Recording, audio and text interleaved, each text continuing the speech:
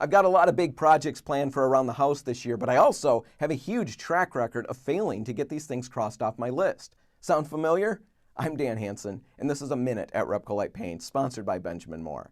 Now, if that does sound familiar, the best advice I've got for myself and for you if you want it is this: start small. Whatever project you're working on, if you're painting your bathroom, maybe you're painting your kitchen cabinets, maybe you're doing the whole exterior of your home, whatever it is, start small.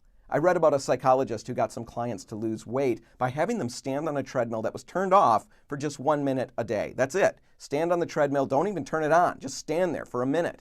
Well, they did that. Soon they decided we might as well turn it on. This is kind of dumb. So they turned it on and walked for that minute. Then they're walking for 10, then they're walking for an hour, and it just kept going.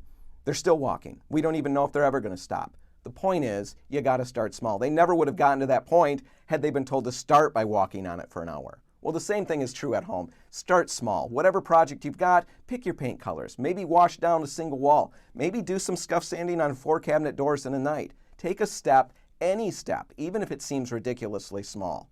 Do that and you're going to see results. I'm Dan Hansen, and that's a Minute at RepcoLite.